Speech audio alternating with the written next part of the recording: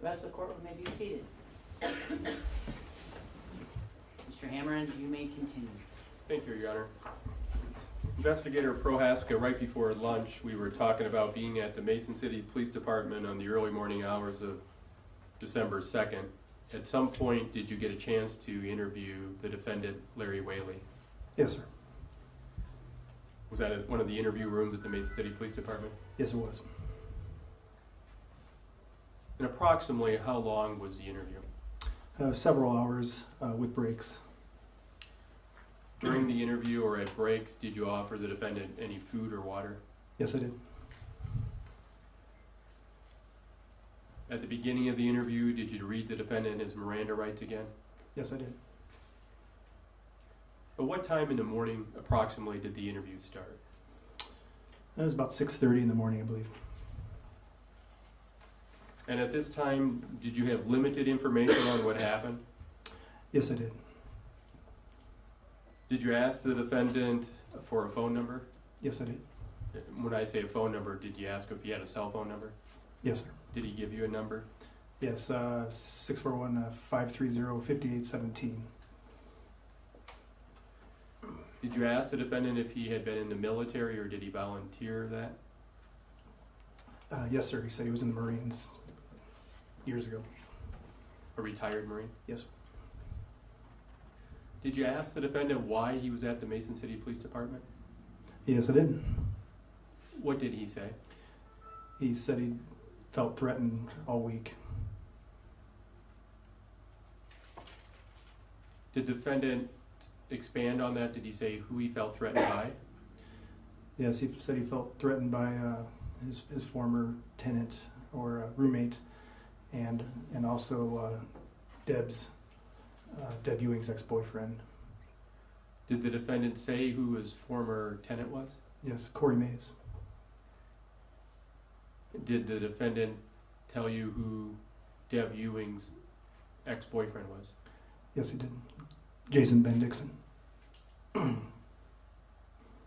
Did you ask the defendant if he knew Deb Ewing? Yes, I did. What did he say? He said he knew her about 3 weeks. Did the defendant say how he knew Deb Ewing? He said he met her 3 weeks ago.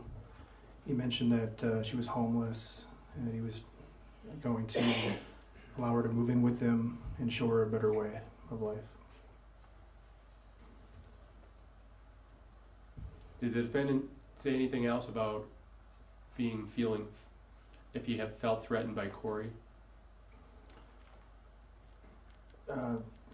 Yes, he went on to say that that Corey lost his cell phone and that Larry, he was blaming Larry for taking it. Did the defendant say anything about Corey having a key to the defendant's apartment? Yes, he said he believed that Corey, who used to live with him, duplicated a key to his apartment.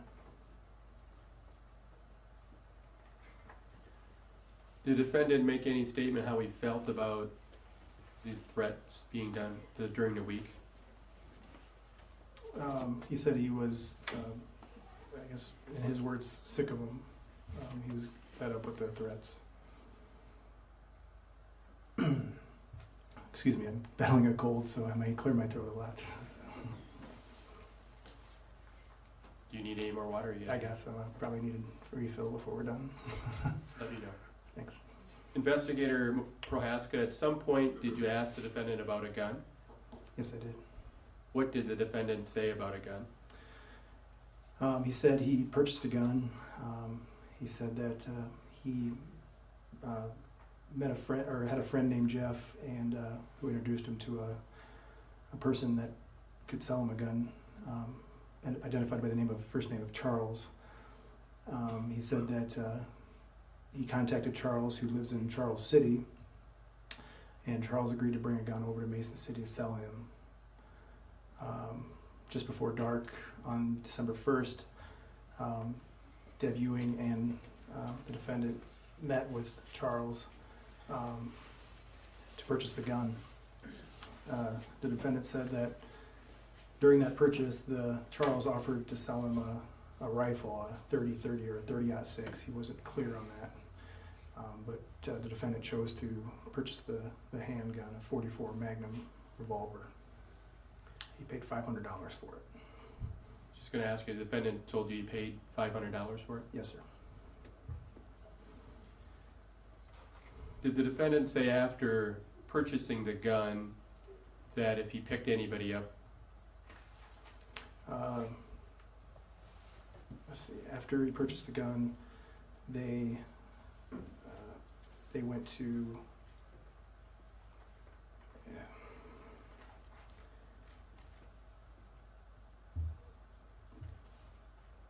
After they purchased the gun, I think Caleb and I'm pretty sure that's when Caleb and Sam rode their bikes over to his house, and Larry agreed to allow them to lock him up in his garage. And during the interview, did the defendant, Mr. Whaley, refer to Caleb by a nickname? Yeah, Kid, I believe is one. So he told you that Caleb and Sammy rode their bikes to his house and put him where? In his garage. And he told you, Mr. Whaley said they locked him up? Yes, sir. Did the defendant, Mr. Whaley, say where they went after that? Yes, he said they traveled to Keith Reiser's house on 9th Street.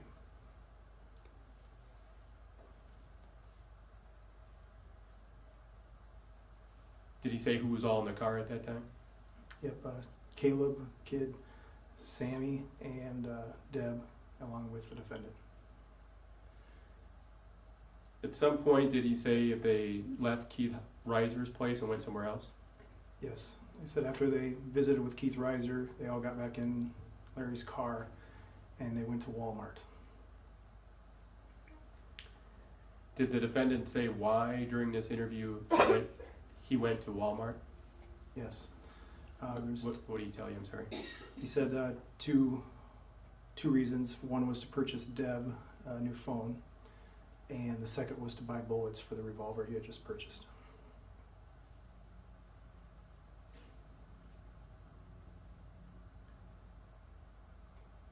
Should have backed up. When the defendant told you about buying the gun, did you ask the defendant why he got a gun? Yes. What did the defendant say to why he bought a gun? That he felt threatened and it would offer protection for himself. So going back to Walmart, so he said they went to the Walmart for the two things, the phone and the bullets? Yes, sir. Did the defendant say who went inside?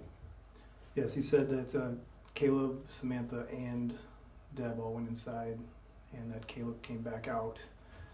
Samantha and Deb stayed inside Walmart and purchased a cell phone along with a box of .44 caliber bullets together. Did the defendant say who paid for the items? In other words, who gave the money to get the two items? The defendant said he gave the money to Deb to pay for the items.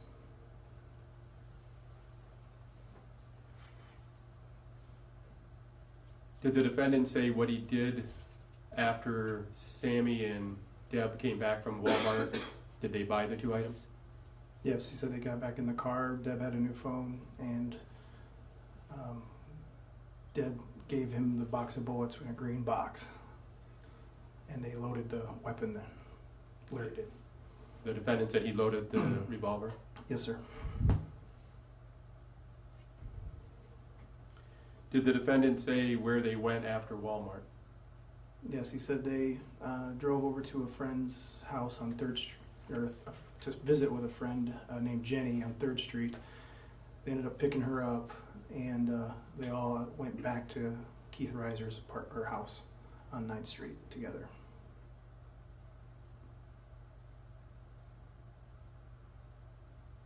So all five went to Keith Reiser's house?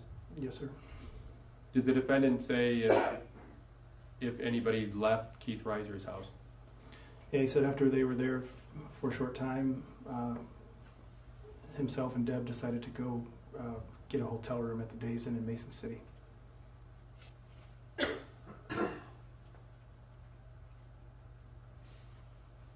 Did you ask the defendant why he got a hotel room? Yes, he got a hotel room because he wanted to protect Deb from Jason Ben Dixon, who they were told that was looking for Deb. Did the defendant say if they stayed at the hotel room the rest of the night? Yes, he said that Deb took a shower, they freshened up a bit, and Deb had decided that she wanted to just spend the night at his apartment rather than the hotel room. Did the defendant say where they went after they left the hotel room? Yep, he said they went back to Keith Reiser's house. Did the defendant say if they picked anybody up there? Yes, sir. They picked up Caleb and Samantha and also Jenny. Picked them up, and they ran Jenny back home up. I don't believe it was her home. It was a friend of hers, and they dropped her off there, and then went back to Larry's apartment. So the defendant told you after Deb and the defendant left the days in, they went back to Keith's place? Yes, sir. Picked up Jenny, who else? Samantha and Caleb. And then they dropped Jenny off. Jenny off on 3rd Street. Then the defendant, Deb, Caleb, and Sammy went where? They all traveled back to Larry's apartment.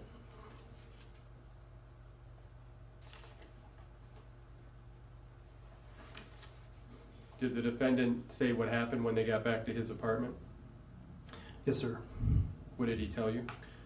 Told me that he decided to stay in the car and go visit a friend. So he took his key and he gave it to Caleb and told them to go into his apartment, meaning Deb, Samantha, and Caleb. So the defendant told you he stayed in the car at that point? Yes, sir. And after giving Caleb the key, did he say who got out of the car? Yes, sir. He said that all 3 of them got out and walked into the apartment. Did you ask the defendant at that time who all had keys to his apartment, or during the interview did you ask him that? Yes, sir. What did the defendant say about who had keys to his apartment? He started off by saying he had his key, the one he just had given Caleb. He believed that Corey Mace had a key, and he believed that his landlord had a key as well. Did the defendant say where he went after he dropped the 3 off? Yes, sir. What did he tell you? Again, back to Keith Reiser's house. He said he stopped there briefly, and then he traveled back to Jenny, where he dropped off Jenny to visit with her.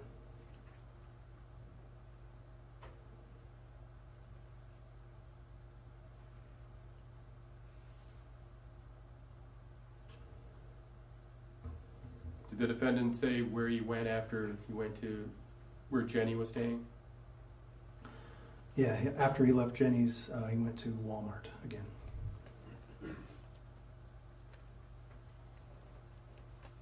Did the defendant say why he went back to Walmart? Yes, sir. He described he went back to Walmart to purchase a flat screen TV for his apartment, and he also purchased several food items. Did the defendant, after leaving Walmart the second time, say where he went? Yes. Where did he tell you he went? He said he then traveled back to his apartment on 17th Street. When the defendant got back to his apartment after his second trip to Walmart, did the defendant tell you if anybody was in his apartment? Yes, he said when he got back to his apartment that Deb Ewing was in his apartment, and that Deb had told him that Samantha and Caleb got into a small argument and they left, and then he said that Deb had told them that Samantha was coming back. So the defendant during this interview did tell you that Yes, sir. Deb said that Sammy was coming back? Yes, sir.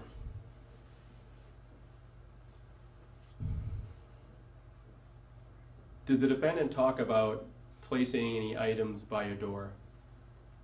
Yes, sir. What did he say? The defendant said after he got into his apartment and locked the door, he placed kitchen knives in the door jamb to secure it shut. Even if you had a key, it would prevent the door from opening. I want to show you a couple of photographs. May I approach, Your Honor? Yes. First, I'm going to start with pull up State's Exhibit 40.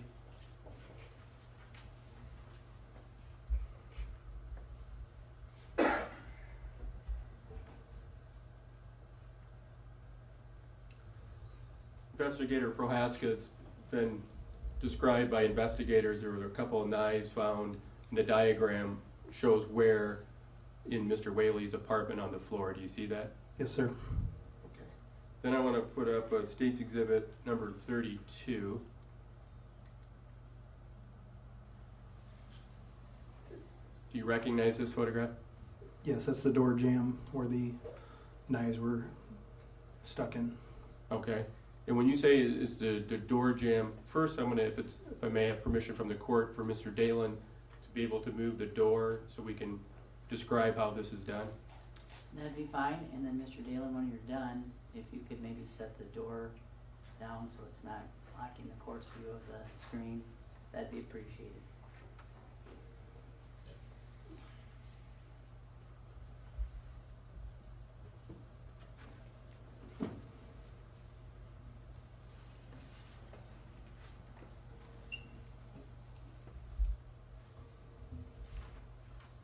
And Your Honor, if I may have permission for Investigator Prochaska to come down, I think it might be easier if he shows the jury.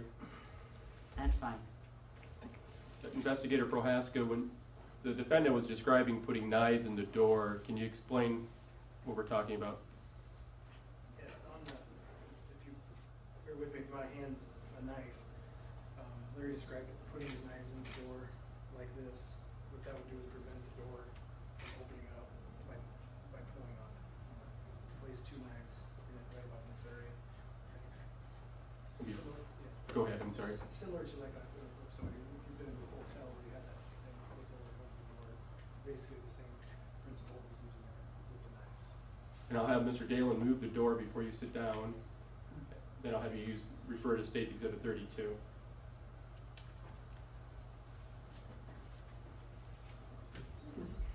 Mr. Dalen, I think you want it on the side if you could.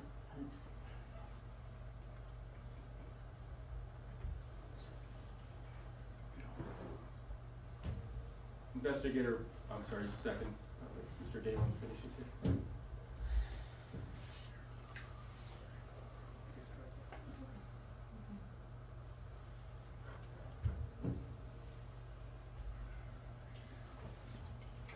I appreciate that, Mr. Dalen. I didn't realize you'd be doing moving duty today. Investigator Prochaska, looking at State's Exhibit 32, were you able to see any impressions in the door jamb that were consistent with the blades of knives? Yes, sir. Would you show the jury what you're looking at? Right here. You see the dark slit. It's hard to see, but there's a couple of impressions in the door here, right, where the two pieces of wood meet together to trim. And there's very distinct slits in those doors where the knives were jammed. And that, you said, would prevent a person from opening the door from the outside? Yes. Thank you. You may have a seat.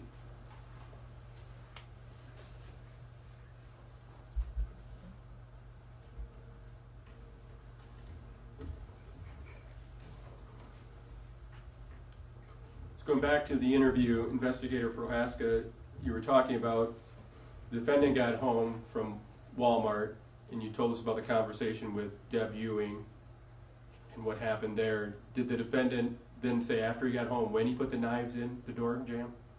Yeah, immediately after he got home, he described putting the knives in the door jamb. Did the defendant say what he did after that? Yeah, he said there's a long couch along the east wall. He said he sat with Deb down on the couch with his gun. So the defendant told you he was sitting on the couch, And he had his gun with him? Yes, sir. While he was sitting on the couch, did the defendant tell you if he heard or saw anything? Yes. What did the defendant tell you? He said he saw the doorknob starting to move. He said when he saw the doorknob starting to move, he leaned over and told Deb what he was seeing, and then he said he heard knocking at the door.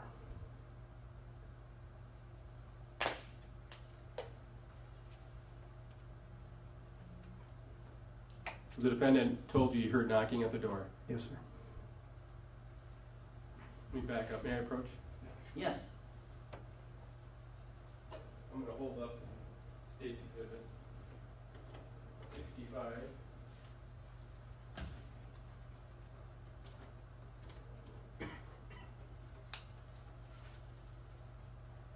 Investigator Prochaska, are you able to see that okay? Yes, sir. Do you see where there's a number 2 and there's a couch? Yes, sir. That represents there was a couch in the defendant's apartment. Do you see that? Yes, sir. Had you been into the defendant's apartment after this interview? Yes, sir. And was the couch still there? Yes, sir. And from the sitting on the couch, could you see the door? No. Why not? I physically sat in the door exactly where Larry described, Sat and, in the door. or excuse me, on the couch. Let me give you a laser pointer. Yes.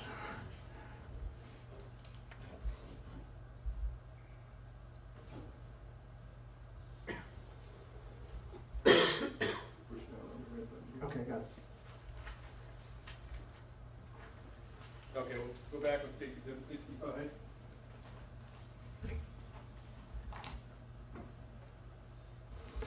I sat there. I knew the couch hadn't been moved because in the carpet you could see the impressions where the legs were still. Yeah, many of you know if you've ever vacuumed, it's hard to get those out. So they were there.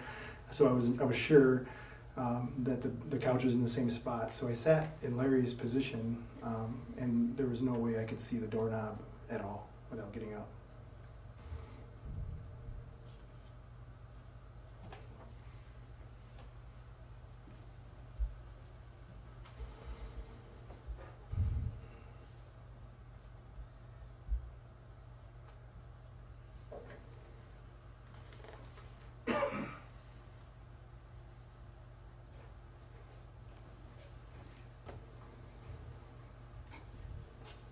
Investigator Prochaska, going back just for a second to, you talked about the knives the defendant described. Is this what the defendant's describing to you? Yes, sir. Because when you were at the apartment, the knives were no longer in the door. No.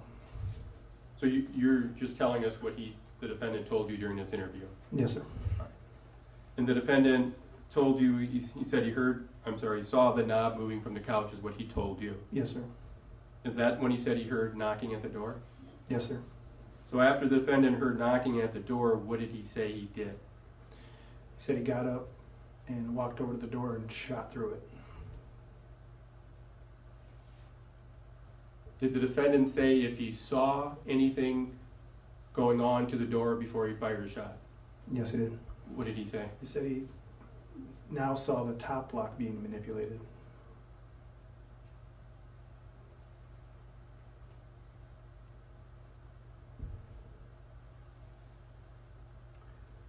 So the defendant got up, walked over. Did he say how close to the door he got? We were in an interview room, which is about 10 by 10, and he stood at I asked him, I put a chair up, just pretend it was the door. And so I would say he stood where he thought he was, and it was about 5 feet or so. So the defendant showed you he was about approximately 5 feet away, and he said he saw the top lock being manipulated? Yes. Did the defendant say what he did next? Yes, he said he yelled to get back from the door and fired 2 more rounds to the right of the door. And I need to back up, and that's my fault. Earlier you talked about a shot being fired. Yes. So I just want to make sure the sequence is right. So the defendant's on the couch, and he says he sees the doorknob moving. Yes. Then he said he got up, Yes. or he heard knocking, Yes. and then he gets up. Correct. Did the defendant say whether the first shot happened before he saw the top lock being manipulated or after the? The first shot was, I believe it was, he saw he fired the first shot before he saw the top lock being manipulated, is what I believe he said. And where did he say he fired the first shot? Through the door is what he said, in his own words. Did you ask the defendant why he fired the first shot through the door? Yes, he said it was a warning shot.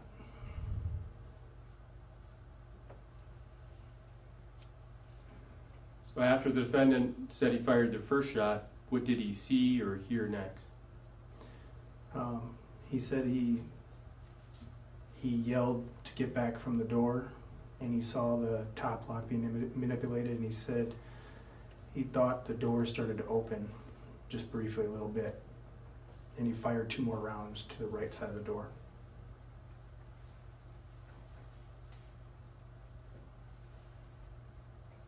He, during the interview, he described them as pow pow. Was there a delay? Did the defendant describe a delay between the first shot and the second and third shot? Yes. And he said the second and third shot were farther to the right? Yes. Did you ask the defendant why he fired those 2 shots? Yes, he said they were warning shots again.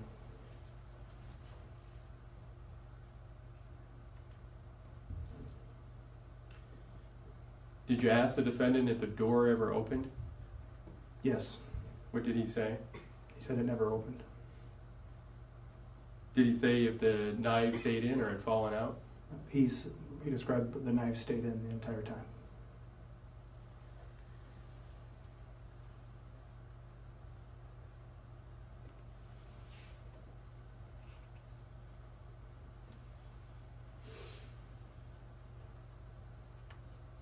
Did you ask the defendant who was on the other side of the door?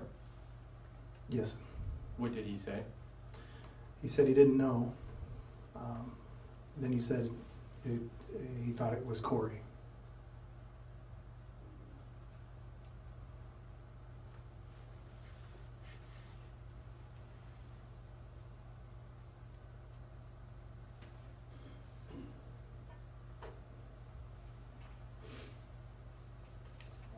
Did you ask, or did it come up, if he was intimidated by Corey?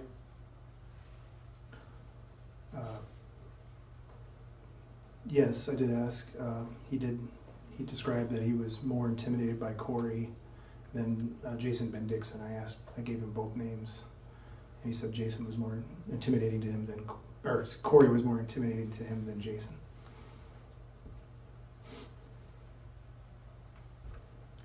Did the defendant say if he was hoping it was somebody on the other side of the door?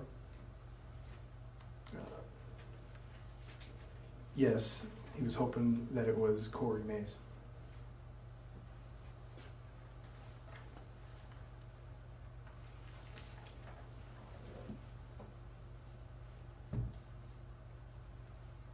So when the defendant showed you or walked over to the door and fired the first shot, did the defendant say if the defendant said anything before he fired the first shot? Yeah, he said he didn't say anything before firing the first shot.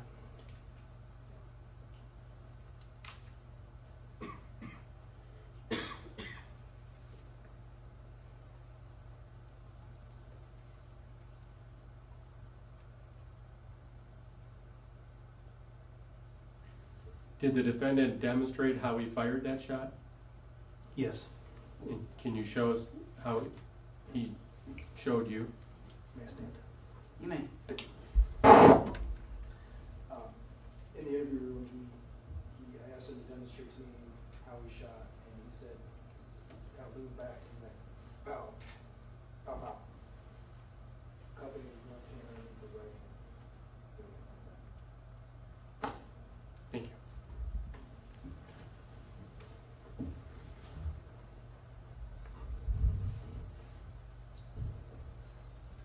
Now, during this interview, you I think mentioned earlier there were breaks taken as well, Yes, there were.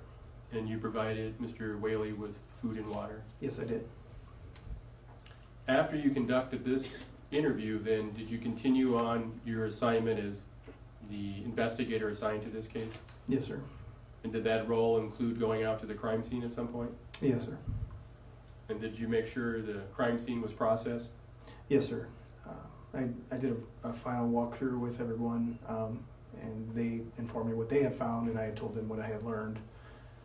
I then directed other investigators to follow up on obtaining receipts from Walmart and video clips and things like that from places where the defendant had told me he had gone. So that involved search warrants and stuff that had to be prepared? Yes, sir. And as the person that's the investigator that's assigned to the case, is that your job to make sure any leads are followed up on? Yes, sir. And if there's interviews to be done, do you have to do them all yourself? Not necessarily. Some of the interviews, like with employees and things like that, I'll assign other investigators to do, just to relieve the pressure off me. But if it's direct witnesses, I typically do those, yes. And did you at some point review video at the Walmart? Yes, sir. Did it appear that Deb and Samantha were in Walmart at some point, Yes, sir. as well as Caleb? Yes, sir. And do you have the rough estimation on time on December 1st? Just shortly after 7 p.m., they were at Walmart when they purchased the phone and the bullets. The receipts would have the actual time on them. Yes, sir. And then you mentioned the defendant told you he went back to Walmart later that morning. Did you review approximate time when he went back? Yeah, it was maybe, again, a little after 1:15 in the morning. And I obtained video and receipts on that as well. At some point, were you involved in taking photographs of the defendant's smartphone? Yes, sir. And why did you have to take photographs? The machine that we hook up to it is called a Celebrate machine. It's simply a computer that we plug into the machine, and it pulls things off of it, as much information as it can. It's not foolproof, and it sometimes gets information fully, and sometimes it gets partial information, depends on the software. In this case, once we obtained the password to Mr. Whaley's phone, we hooked it up to Celebrate. It had pulled the contacts off in his phone logs, but it did not pull the text message content off, which is what you physically type on your phone. When that happens, we then are forced to do two things. One is manually type out each text message and the time, or go a much easier route is just we set up a camera on a tripod and we set the phone and simply swipe and take pictures of it. That way you can see it with your own eyes, exactly how the text message form came out. And it's a little easier to read because it's deciphered. If any of you have smartphones, usually your color is one color and when the response is a different color. And this was, I think it's been identified, Mr. Whaley had two phones. This was the smartphone. Yes, sir. Okay. May I approach you? Yes.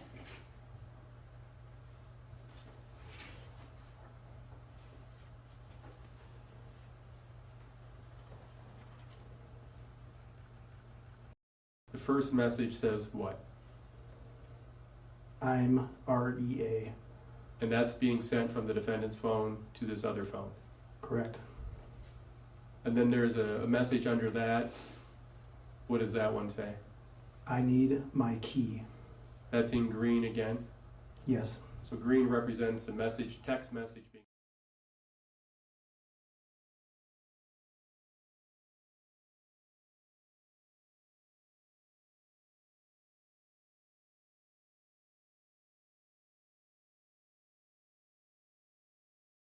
p.m. on December 1st, 2016. And what's sent there? It says no police. So that's going from the defendant's phone to the phone identified to Corey. Correct. Then the next one will be State's Exhibit 78. Now this is the first message up on top. Are we going in sequence now? So this is responding to the text message said no police? Yes. This would be similar to swiping up on your phone if you have a smartphone. Then now it's in gray. So what does a gray box indicate? That's a text message received from the phone 507-517-7727, identified as Corey. And then there's a message there for the record. Could you read that in? Yes. I'm about to call them and make a report about my phone because it was in your house when it got stolen. Then we see a green, or a response, because it's in green, that means it's responding. Yes. The response is from the defendant's phone, Yes. and it says what? Call. And the next one will be State's Exhibit 79. Now, on State's Exhibit 79, we see the little green box that says call again. Is that the same one from the previous screen? Yes, sir. You're just scrolling up. Correct. There's another green box indicating that it's being sent from the defendant's phone saying what? I'll come to you. Then there's a gray box. Yes, that's from the phone identified as Corey, and it says about to now, cause this some bullshit. Then there's a green box, so the response from the defendant's phone is Yep. State's Exhibit 80. 80 starts with, at the top you can see it's a follow of the same yep. I typically do that so it's easier to, you can see that I don't miss a spot when I'm making these photographs. The next one is a text message received from the phone identified as Corey, the number identified as Corey, and that is WYA, which is typically where are you at? And then the response to that, there's two green boxes showing these were being sent from the defendant's phone.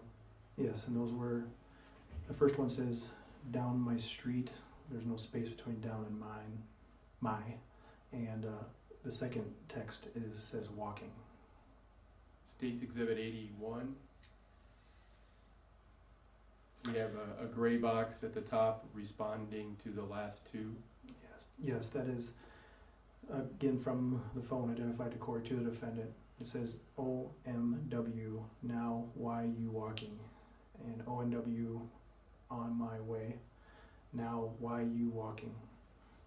And then there's underneath that two responses from the defendant's phone sending text to the phone identified to Corey. What do they say? It says on 16, waiting, and then a response from the phone number identified of Corey says light. In State's Exhibit 82. After light, there's a response from the defendant that says night, and then there's a response from the phone number identified as Corey says what, and there's another response from the defendant that says you will see me. And finally, State's Exhibit 83. It starts as by the school, get out of the car, are you, see me. Is that where the text message ends there? Yes.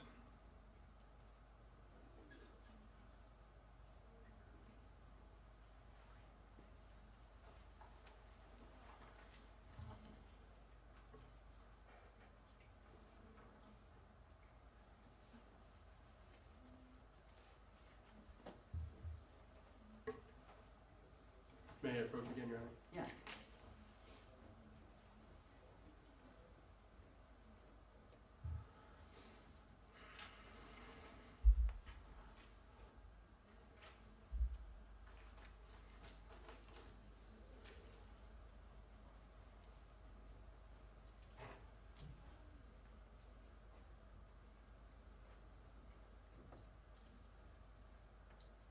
I don't have any other questions, thank you. Cross-examination. Thank you, Your Honor. Good afternoon, investigator. You interviewed Mr. Whaley, you started at 6:30 in the morning. Yes, sir. Which was approximately 2 to 3 hours after this event, is that correct? About 2 hours, yes, sir. And when you talked to Mr. Whaley about going to the hotel room, what did he tell you of why they rented the hotel? He told me that he was wanting to protect Deb from Jason and Dixon. And he felt his home was unsafe. Yes, or allegedly, he didn't, I don't think he said that, but that's what I think he alleged to. Okay. He didn't say it in so many words, but you believe that's what he meant? Yes. Okay. Did he ever make a statement to you that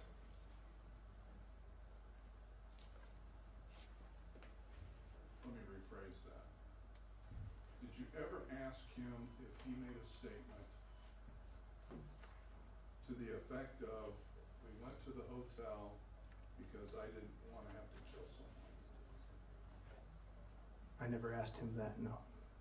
And did he ever make any kind of statement like that to you? No, I heard that from another witness. And you heard that after that witness's deposition in March, correct? Correct. But not at the time when you interviewed that witness, Correct. twice. Correct.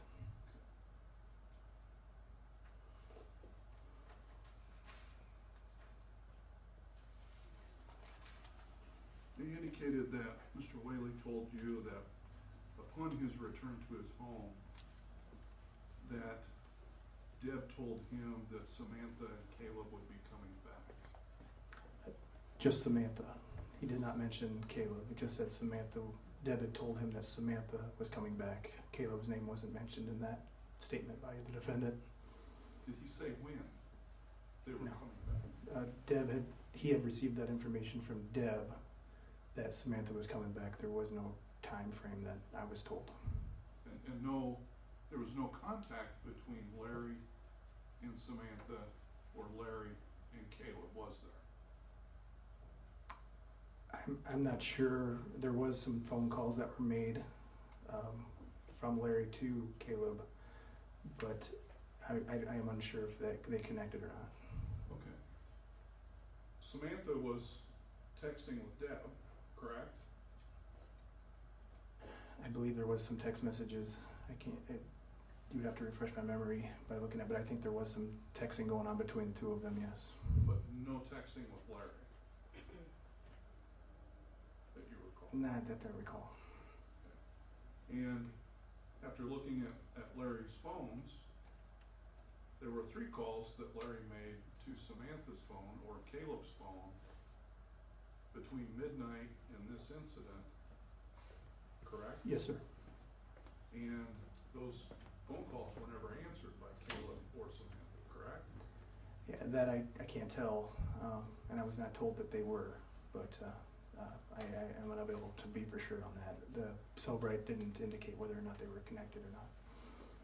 Had they been connected, that would have been something very important for you to write down in your notes in your report and something you'd be concerned with. Yes, sir. Okay.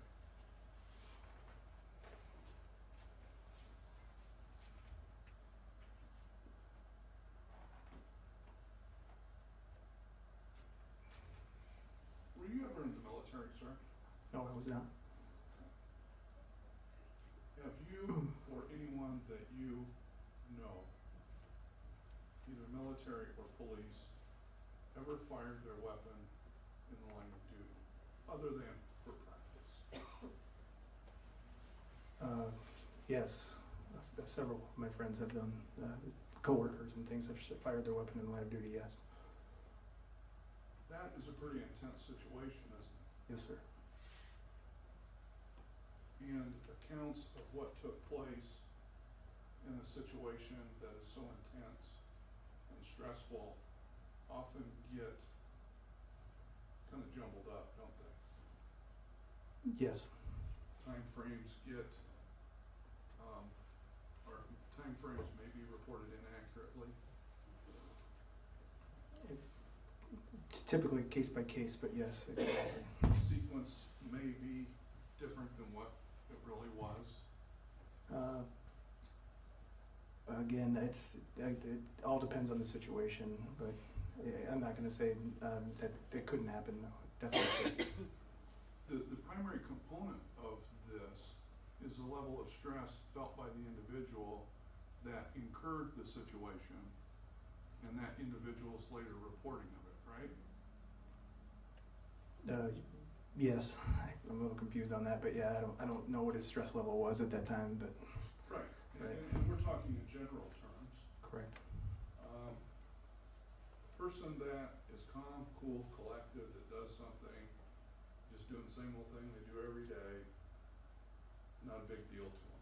Yes, sir. But if this is something, an emergency, where the person is terrified, they're stressed, in panic mode, they may not get things right when they go to report them later, right? You could say that, yes. And we don't know what Mr. Whaley's stress level was when this all occurred at his apartment, do we? No. What we do know is that he was in his own home, correct? Yes, sir. And it was 3:43 in the morning, Yes, sir. and he had been feeling stressed about people trying to get into his place.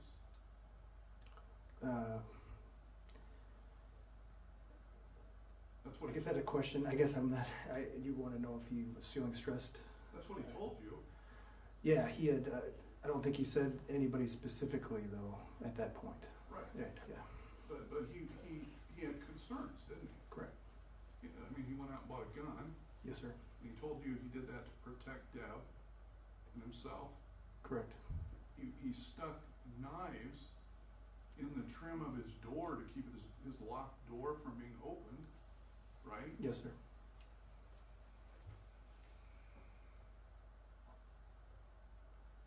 Now, there was a shooting at a mall here in Mason City on October 23rd, 2016, correct? Yes, sir. Were you involved in the investigation of that? No, sir. You were aware of what? You were aware of the shooting. Yes, sir. Your department investigated it. Yes, sir. Your department arrested an individual by the name of Revell, Rebell, Tony, Toney. Yes, sir. And Mr. Mays was also present at the mall at the time of the shooting, wasn't he? Yes, he was present at the, I believe they were also in a bar where it started, from what I was told. But yeah. And in fact, in the police computerized system that your department has, Mr. Mays had an alert for being known to carry weapons. Yes, sir. And that was in effect at the time of this event. Yes, those alerts are put in by anyone. We don't have to substantiate them. Literally, if somebody would come up to an officer and say, hey, I've got information that John Doe likes to carry a knife, an officer will typically put that in just to create a little bit more information on the subject's background if we ever deal with them. That's how it works. And the purpose of that is for officer safety. Yes, sir. So an officer doesn't come upon someone unknowingly that may have a weapon which could hurt the officer. Correct. So those are kind of important things, right? Yes, sir. Now, did Mr. Whaley tell you that he believed Corey Mays was involved in the shooting at the mall? No, he said that a friend of Corey Mays was involved in the shooting at the mall specifically. Okay.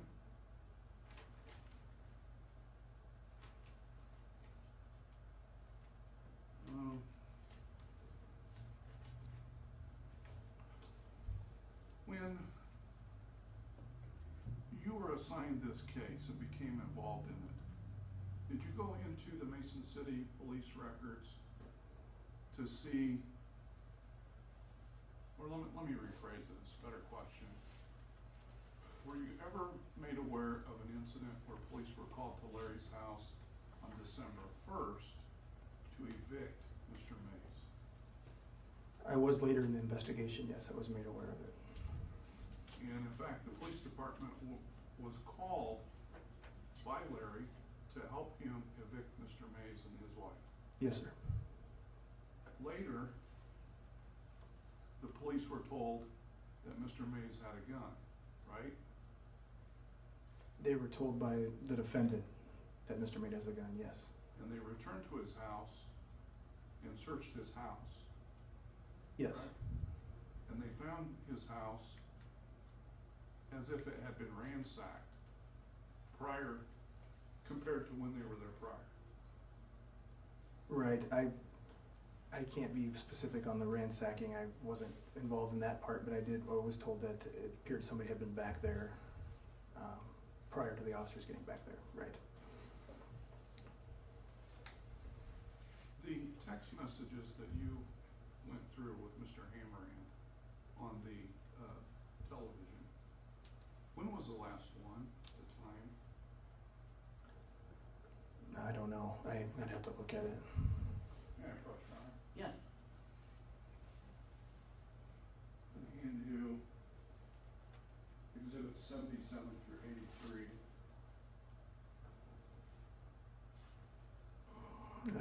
There's no time, I don't think, is there, on this one? Doesn't look like it. No. Go back.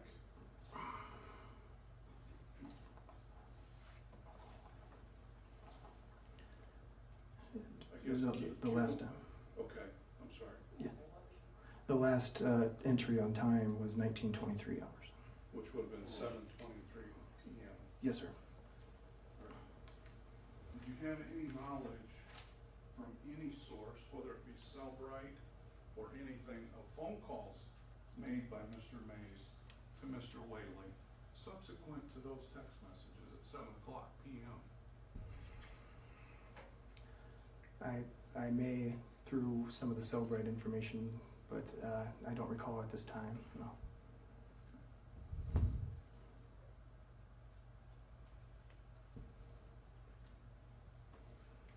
Did you find Mr. Whaley to be cooperative with you?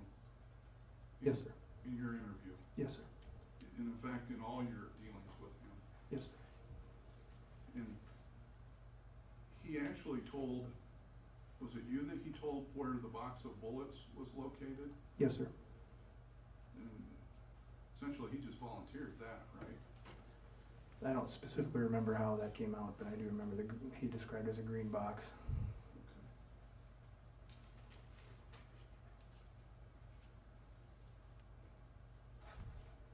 And the statement of, you asked him who was on the other side of the door, and he said, I don't know, and then you said that he said he was hoping it was Corey. Correct? Yes, sir.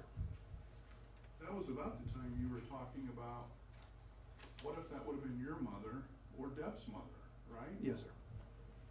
And his response was, I'm hoping it was Corey.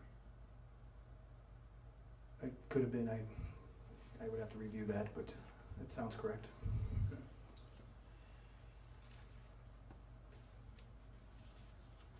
And when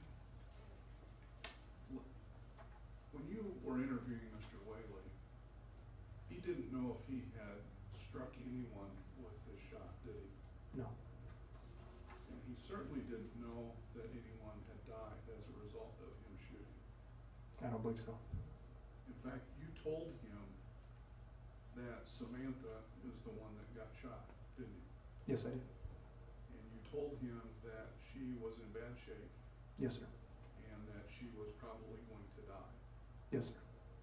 And then Larry broke down and started crying, didn't he? I don't specifically remember his reaction. I think he put his hands in his palms, but I don't remember crying specifically, but I would have to review my notes and things. Have you looked at the video of your interview? Yes, sir. Are you familiar with any portion of it where Larry says, God, I will trade places with her, please take me instead? I do not. And this would have been after you left the room. Oh. So did you? I did not review that portion of the video fully, no.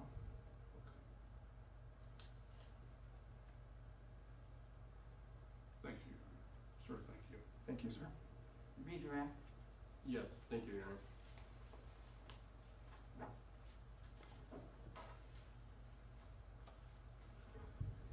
Investigator Prochaska, on cross-examination, you were asked about the mall shooting. Remember that? Yes, sir. Your department investigated that case. Yes, sir, we did. Through the investigation, was Corey Mays the shooter in that case? No, he was not. Was he even a witness in that case? No, he was not. You were asked about some law enforcement officers going to Mr. Whaley's apartment on December 1st to help remove Corey Mays or evict him. Remember that? Yes, sir. And you were asked if the officers went back and found a gun holster. Yes, sir. Do you know where the officers found the gun holster? I do not. Do you even know if the gun holster is connected to anything in this case? I do not. Do you remember if the officers, to get in, when they went back with Mr. Whaley, they had to be buzzed in because the defendant didn't have a security key? Yes, sir.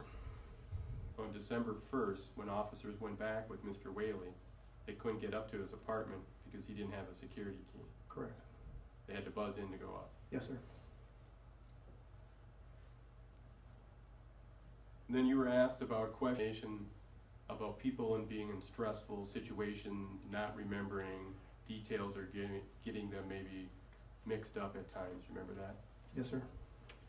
When you asked the defendant questions, when you asked him if Deb said if anybody was coming back, did he tell you he was confused? No. Did he tell you what Deb said? Yes. And what did he tell you Deb said? He said Samantha was coming back. When the defendant talked about hearing something at the door, the knocking at the door, did he tell you he was confused? No. What did he tell you? He said he heard knocking at the door.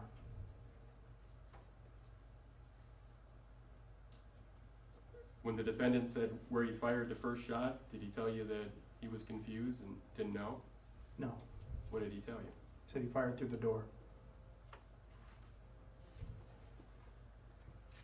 And did the defendant say he was confused whether or not he said anything before the first shot?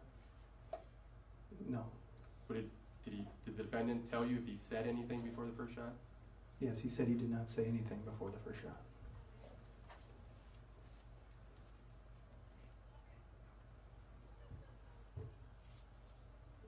I don't have any other questions, thank you. Further cross-examination. Oh, thank you, Your Honor. May this witness be excused? Yes, Your Honor. Yes, Your Honor. You can step down. Thank you, officer. Thank you. State be called to the next witness. Thank you, Your Honor. The state's last witness is Dr. Ryker. He's coming from Mayo Clinic, and he's scheduled to be here at 2:30. Then, members of the jury, I think rather than have you wait here, we'll have you go back to the jury room. Please remember the admonition that you heard, that I gave you after you were sworn in. Based on how testimony has come in these last couple of days, we anticipate the state will complete the presentation of its case yet today. And we anticipate that the defendant will be able to present his evidence tomorrow. At this point, we're confident we'll be able to get the case submitted to you yet this week. It's a matter of whether it will be tomorrow until Friday. But I think that's good news for all of us.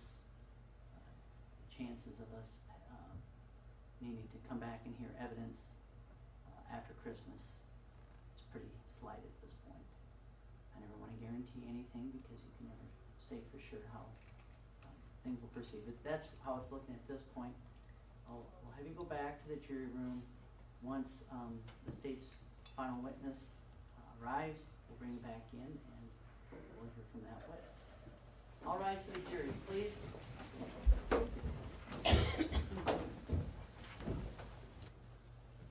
Courtroom may be seated. Off the record, Mr. Hammerhand, Mr. Bailey, or Stanley, just let us know then as soon as your witness gets here and you're ready to come on the stand and we'll bring folks up. Thank you. We'll do that, Your Honor. Thanks.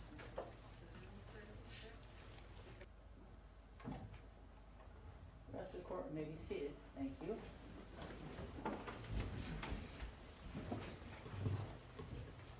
Is the state ready to call its next witness? Yes, Your Honor. The state would call Dr. Ryker to the stand. Doctor, if you'll step forward, please.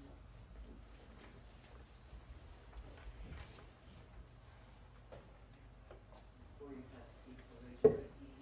Do you swear or affirm that the testimony you will give in the court will be the truth? Yes. Thank you. You can have a seat.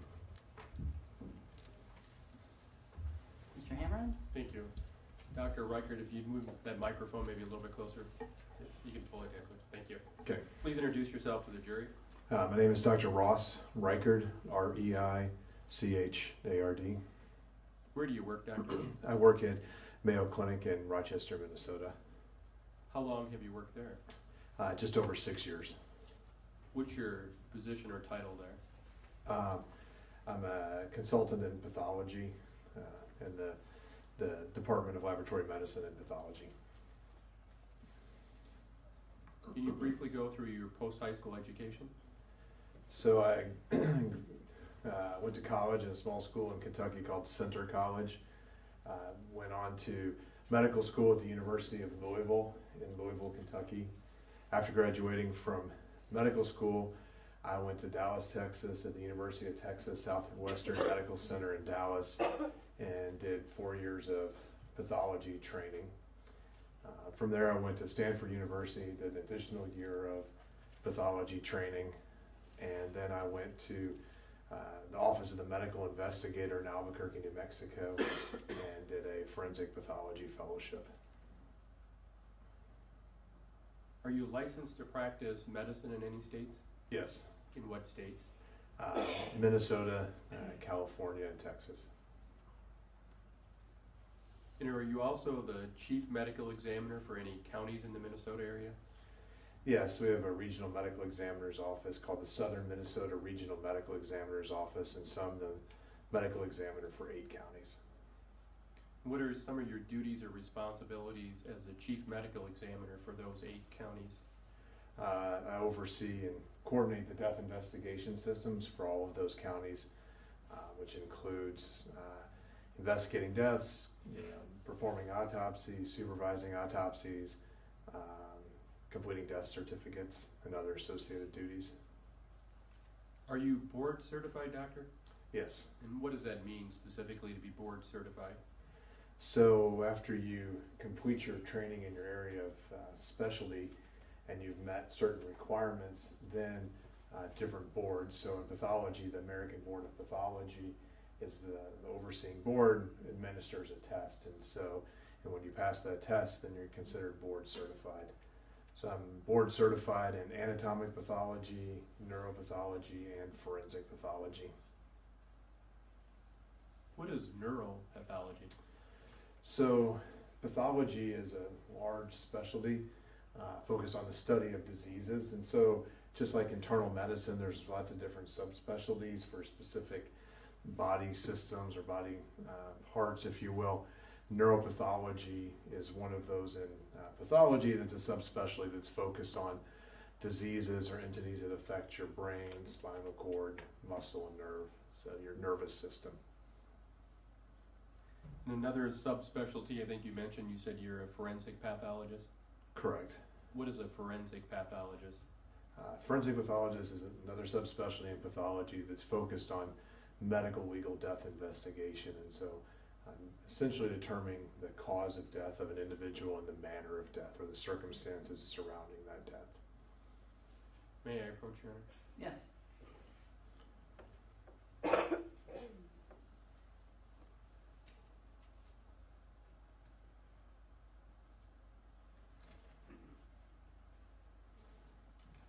Dr. Ryker, I've handed you what has been marked as State's Exhibit number 71. Can you tell us what this is?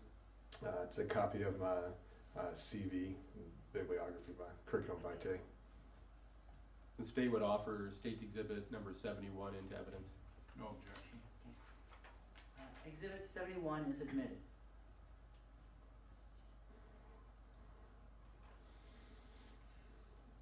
Dr. Ryker, I want to turn your attention to this case. Did you perform an autopsy on Samantha Teeter? Yes, I did. And when did you perform that? December 5th, 2016. And was Ms. Teeter declared dead on a certain date? Yes, On what date was that? December 4th, 2016. Would you explain how is an autopsy generally conducted? What's the protocol? So follows a pretty systematic process. We receive the body in a sealed body bag. We open up the body bag, and then we do what's known as an external examination. And so that's when we look at the body and do things such as measure the height and weight of an individual. We also document if there's any disease processes that are noted on the external or the surface of the body. And we also note if there's any traumatic injuries present. From there, we do what's known as the internal examination, and so we make a large surgical type incision and look at each of the organs in place or in situ and examine them, again looking for disease processes or if there's evidence of trauma, documenting that. During that process, then after that process, we remove the organs and examine them individually and take small pieces of tissue to look under the microscope to see if there's anything that could be present that you can't see with the bare eye. We also collect specimens for toxicology samples and other sorts of tests, and so it's a pretty standardized sequence of events. And in the case with Samantha Teeter's autopsy, did you follow that same protocol? Yes. When you did the external examination to Ms. Teeter's body, did you notice any apparent injuries? Yes. What did you notice? She had a gunshot wound of the head. And when you examined Ms. Teeter, was it reported how old she was? Yes. How old was she? 19 years. How about her height? She was 165 centimeters, which is approximately 65 inches. And was there a particular type of tag on Ms. Teeter's body that indicated something? Well, we have identification tags, yes. So. That was a poor question on my part. Was there a blue donor ID tag? Yes. And does that indicate if certain organs are donated? It's something that's put on by the donor organizations when they do organ procurement. And the fact that some organs may have been donated in this case, did that affect your autopsy in any way? Not any conclusions, no. Talk about, you said that you mentioned the evidence of injury, a gunshot wound to Ms. Teeter's head. When you do the autopsy, you did the external examination. Do you ever wash or clean the body and take photographs afterwards? Yes. Why do you do that? Just so that we can visualize and document the pathology that we've identified. Describe for the jury the gunshot wound to Ms. Teeter's head.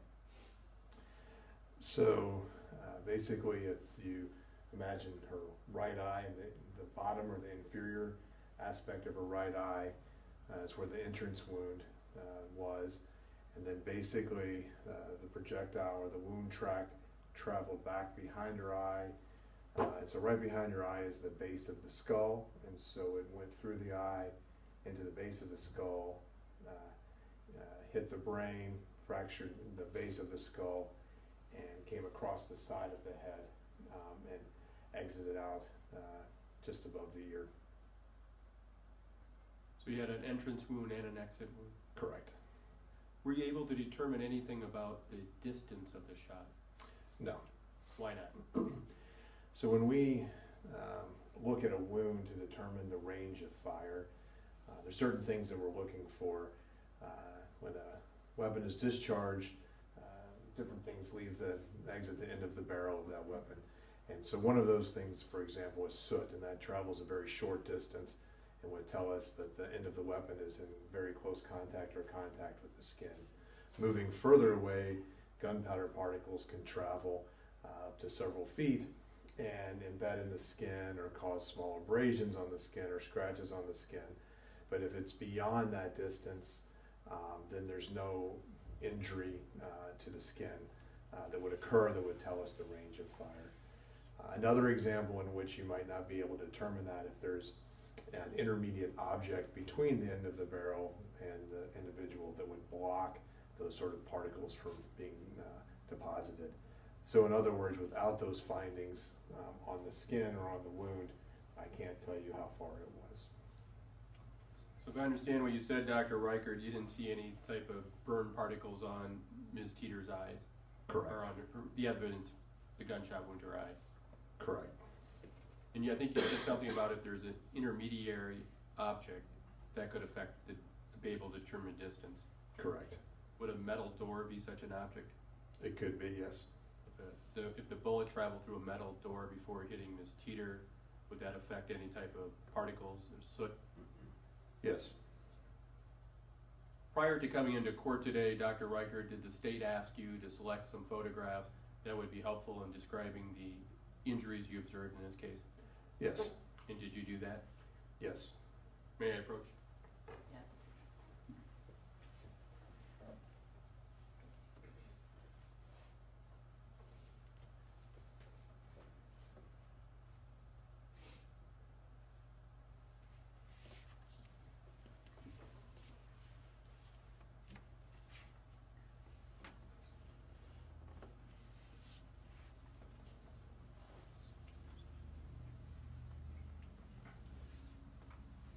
Dr. Ryker, I've handed you State's Exhibits 72 through 76. Were these the 5 photographs you selected? Yes. Were there obviously a lot more photographs that you took during the autopsy? Yes. The 5 you selected, would they be helpful in describing the injuries you observed to Ms. Teeter? Yes. The state would offer into evidence State's Exhibits 72 through 76. No objection. State's Exhibits 72 through 76 are admitted.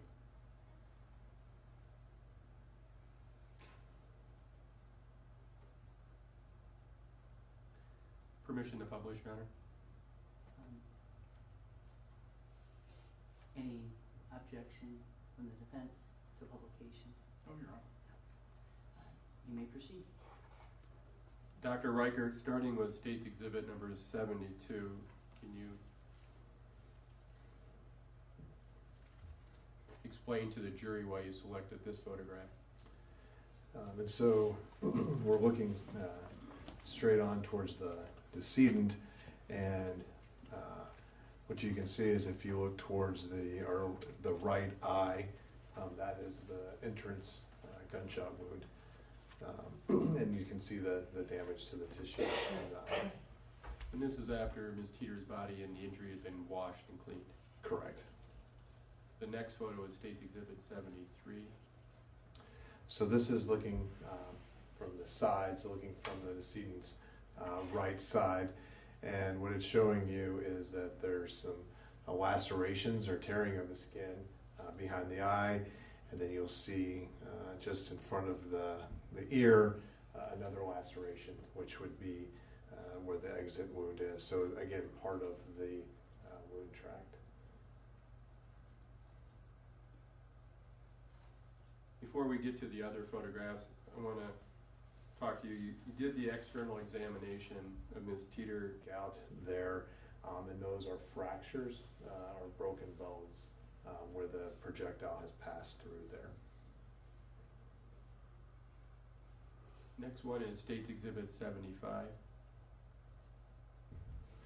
So, a little confusing because it would make a little bit more sense if it was rotated to the right. But so this is a photograph of the brain that's been fixed, and so at the top of the image, as you're seeing it, is the frontal lobe. So that's right behind your forehead, and just below the frontal lobes is where your eyes are.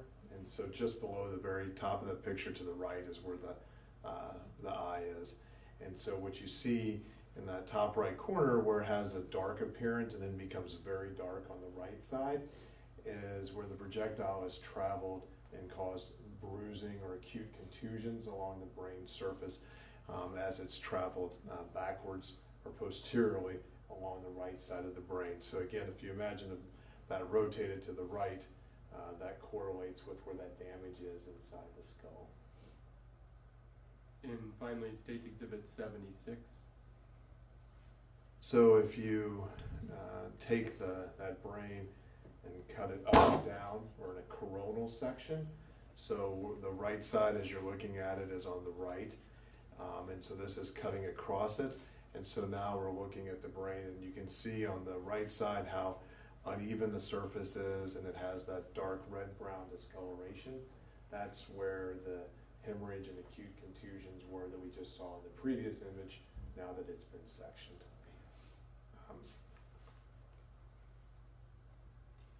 So after you did the internal examination, did you finish with the standard protocol on an autopsy in this case?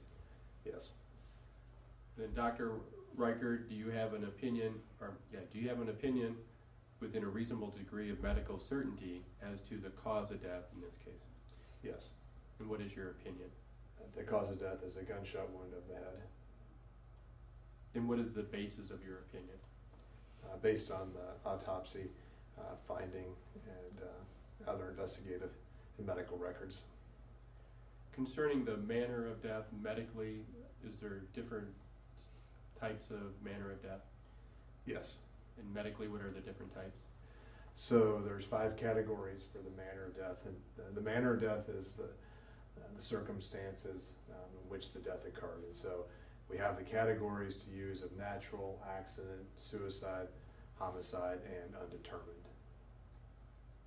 And in this case, Dr. Ryker, do you have an opinion within a reasonable degree of medical certainty as to the manner of death regarding Samantha Teeter?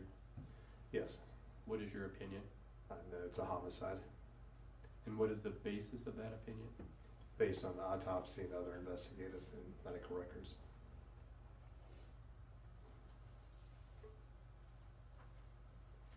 Thank you, Doctor. I don't have any other questions. Cross-examination. Thank you, Your Honor. Good afternoon, Doctor. Afternoon. I noticed in your autopsy report that Ms. Teeter had an issue with her lungs. And I remember the use of the word necrotizing, and I believe it was pneumonia. Yes. Can you explain what you found? Yes, so she had bronchopneumonia or an infection within her lungs. Was that caused by the gunshot wound? It was a complication of it. Okay, all right. And you also did a toxicology test, correct? Correct. Many tests. You tested the blood and the urine, Correct. and you found amphetamines and methamphetamine in the urine, correct? Yes. And you also found amphetamine and methamphetamine in the blood. Correct. That's all I have, Doctor. Thank you. Thank you, Your Honor. Redirect. Just briefly, amphetamine and methamphetamine. Amphetamine, just a metabolite of methamphetamine. Yes. Yes, most likely. We're talking one drug. Yes. No other questions? Anything more? No, Your Honor. All right. May this witness be excused? Yes, Your Honor. Yes, Your Honor. You can sit down. You're free to go, doctor. Thank you. Great. Thank you. That's great.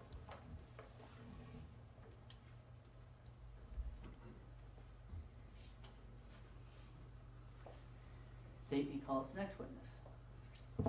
Thank you, Your Honor. Your Honor, at this time, the state of Iowa would rest. All right. Thank you. Counsel, could I ask you to approach, please?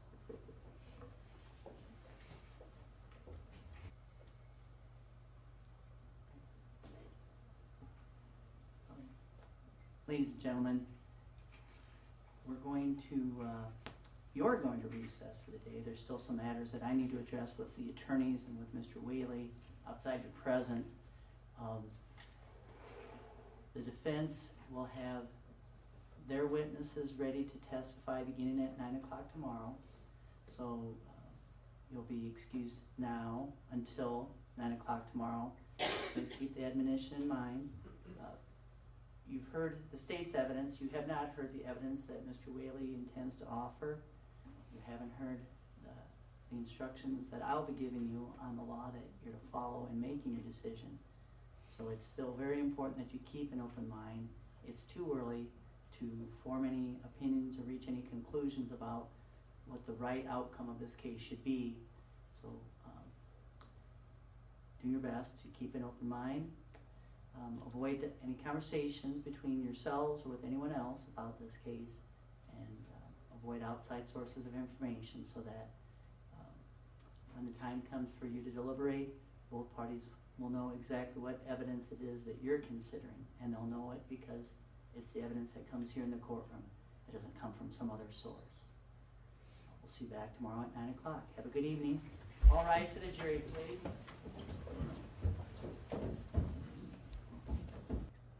The rest of the court may be seated.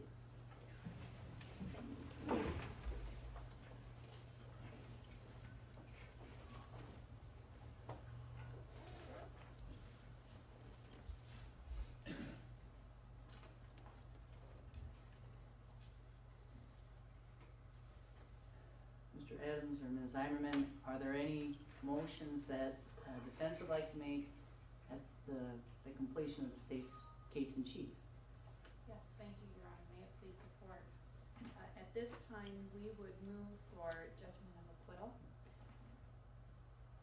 The evidence that the state has presented, even when taken in a light most favorable to it, has failed to generate the required threshold that's necessary to submit this case to the jury for a decision. Specifically, our client is charged with murder in the second degree, and the state has failed to prove that his actions on December 2nd had the requisite malice of forethought that is needed to convict him of murder in the second degree. We have asserted a justification defense, and the evidence that the court has heard thus far only supports that theory of defense. As the court is aware, Mr. Whaley or any defendant is not required to act with perfect judgment. And while the state's argument may be that Mr. Whaley's actions on that date were not reasonable, the evidence has shown that in fact they were, under both his subjective belief and an objective belief. What we know is that it was dark. It was about 3:40 in the morning. Mr. Whaley had expressed a fear for his own safety and the safety of another person, and most importantly that he was in his own home at the time that this occurred. And so for all of those reasons, at this point we would move the court for judgment of acquittal in favor of the client. Thank you, Ms. Eimerman. State's response? Yes, thank you, Your Honor. The state would resist the defendant's motion for judgment of acquittal. When the court looks at the evidence in the light most favorable to the state, there is sufficient prima facie case for this case to go back to the jury for murder in the second degree. Not only the three elements, including malice of forethought, which they can take the inference that he used a dangerous weapon, they can use that for their malice of forethought, as well as the facts, in this case, the circumstantial evidence. But also the justification, whether or not the defendant's subjective fear versus the objective fear of a reasonable person. The state would argue that it was not reasonable to do what he did at that time, and he's not justified shooting through the door in the manner which it happened in this case. So the state would resist their motion. All right. Well, given that the standard the court is to apply is very deferential to the prosecution, I do believe that the evidence, when viewed in the light most favorable to the state, would support a conclusion reached by a reasonable juror that Mr. Whaley did commit murder in the second degree beyond a reasonable, I can conclude that beyond a reasonable doubt. And so the motion for directed verdict is denied. We'll continue then with defendant's presentation of his evidence.